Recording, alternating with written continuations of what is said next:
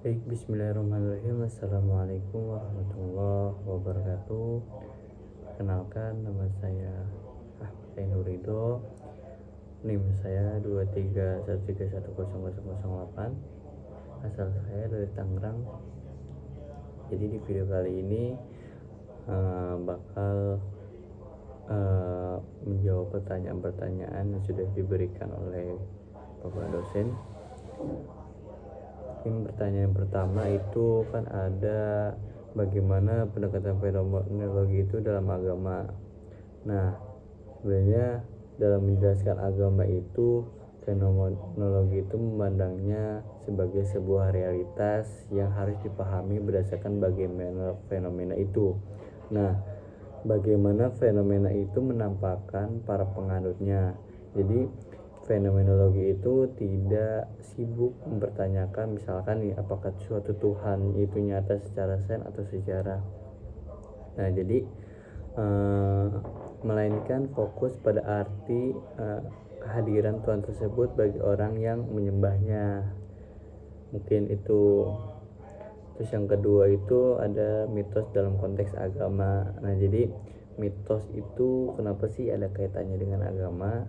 Jadi mitos dalam konteks agama itu bukanlah sekedar cerita bohong ataupun ya hoax gitu ataupun dongeng, melainkan sebuah cerita suci yang mana mengandung kebenaran mendalam tentang ya kayak asal usul dunia, terus keberadaan manusia contohnya gitu.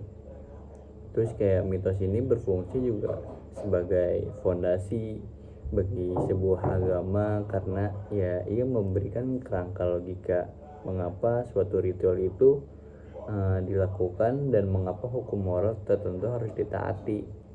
Mungkin kata seperti itu. Yang ketiga itu kan alasan penggunaan perantara atau mediator ya. Jadi hubungan antara manusia dan yang ilahi itu hampir selalu membutuhkan mediator gitu ya. Karena adanya perbedaan hakikat yang jauh antara yang profan ya manusia itu dan yang kudus atau Tuhan. Nah, dalam konsep fenomenologi ini, yang ilahi sering digambarkan memiliki kekuatan yang sangat dahsyat dan menggetarkan gitu, sehingga manusia itu sendiri merasa tidak layak atau bahkan tidak mampu untuk menghadap secara langsung. Nah, oleh karena itu biasanya dibutuhkan sosok atau perantara lah seperti nabi, juga imam, syaman, kitab suci, atau ya simbol-simbol tertentu gitu.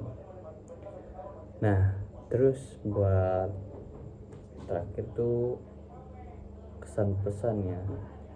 Kesannya itu sebenarnya ya seru-seru aja sih sebenarnya, karena ya kita mempelajari bagaimana yang menarik sih sebenarnya pelajaran ini nih fenomena kita kayak memahami atau melihat fenomenologi itu agama tersebut gitu.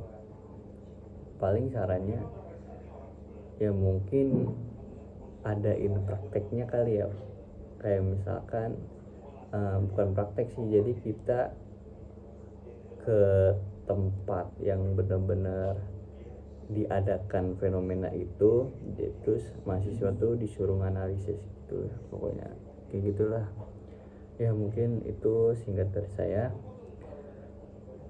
kurang lebihnya mohon maaf. Wabillahi taufiq wal hidayah. Wassalamualaikum warahmatullahi wabarakatuh.